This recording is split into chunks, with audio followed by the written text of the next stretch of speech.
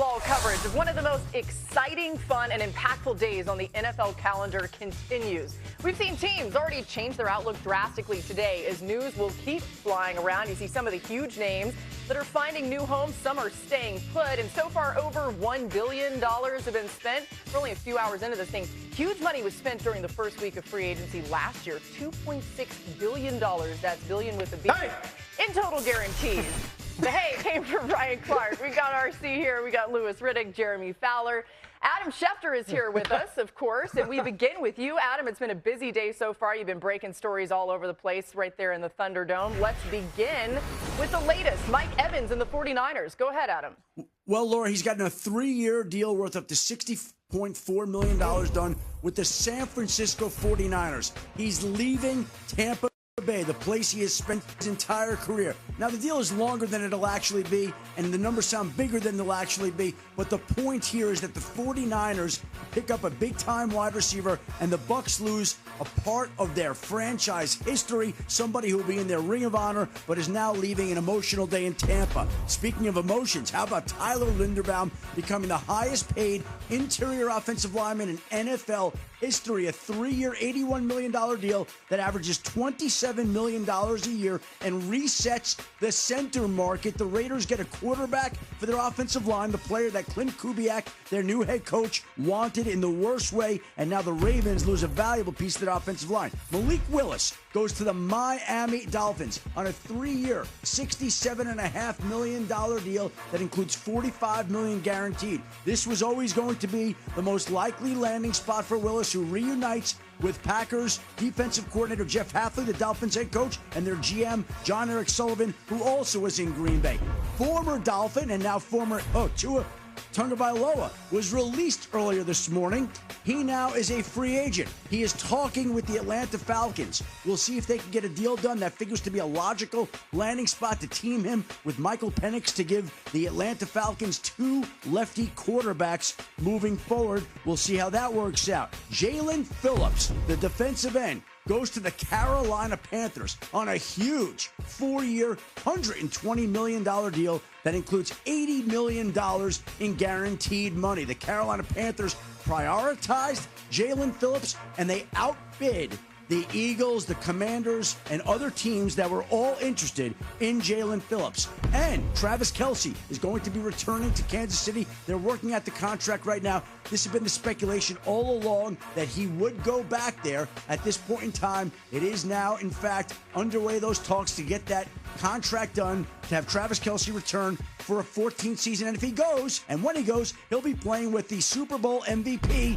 Kenneth Walker, who left Seattle today to go to Kansas City on a 3-year deal worth up to $45 million. You see some of the math there, and Kenneth Walker is somebody that will upgrade the Chiefs' backfield. A lot of people had wondered if the Chiefs could draft Jeremiah Love. I think there's a lot of people that don't think he'll be there at number 9, where Kansas City's currently scheduled to pick, and we'll see how that works out.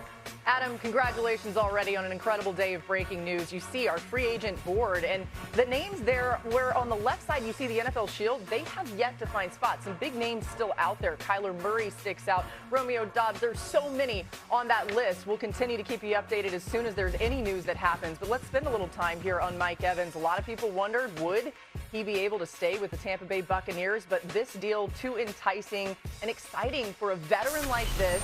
I get it. He's had some injury issues, but he has been so good for that Buccaneers franchise for so long. How does he fit in with the 49ers? Well, he's going to be asked to carry a big load and really play a big role right out of the gate. I mean, think about it now. You got some guys coming off of injury like George Kittle. Ricky Pearsall has to continue, to work his way into being an every down player and a guy that you can count on to play 17 games. Jawan Jennings is a free agent.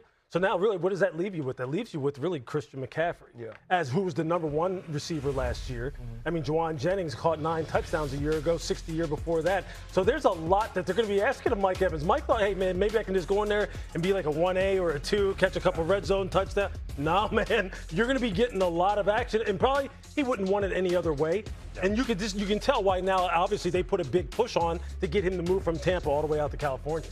Yeah, I think the big thing for me is the way that Kyle Shanahan understands how to utilize players to their strengths. And with Mike Evans, you know you have a big body. Also, looking at his game film from last year, he was still great on 50-50 balls. He was a strong receiver in the red zone. And they also need some veteran leadership in that wide receiver room. You think about what happened with Brandon Ayuk after he signed his contract, some of the antics of Juwan Jennings, even though he's an extremely good player who's looking for money based off of that season that he had last year, and Ricky Pearsall being in and out of the lineup. Mike Evans may have been thought to be a luxury acquisition for the free agents in San Francisco, but he's more than that. Yeah, I can tell you that Mike Evans saw what Devontae Adams did last year, because they're kind of in the same class of, older receiver that can still produce at a high level.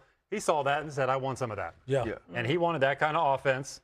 And he wanted an elite quarterback, which Brock Purdy has worked himself into being for the most part. Great play caller, chance to win a Super Bowl, and a lot of targets. That was his criteria, and he's getting all four in San Francisco, which was a sneaky contender in all these markets. They were in on Alec Pierce. Romeo Dobbs, who's yet to sign. Like, they've looked around. They knew they had to upgrade, get some route running help. It's been remarkable what they've done, what Kyle Shanahan has done with so many injuries. I mean, that was such a big story. The defensive side ultimately let them down last season, but the offense had some real highlights, even without some of this firepower. Now, we'll see what Mike Evans brings to San Francisco. More off the board, as you can see, so many big names there. Tyler Linderbaum, we're going to get to that, as well as Jalen Phillips and Alec Pierce, who we just mentioned. But Adam, Travis Etienne to the Saints. What's the latest there? He reached a deal worth up to $52 million with the New Orleans Saints. There have been so many deals here. The Saints have been very busy today, Laura. Travis Etienne will be the headliner for the New Orleans Saints.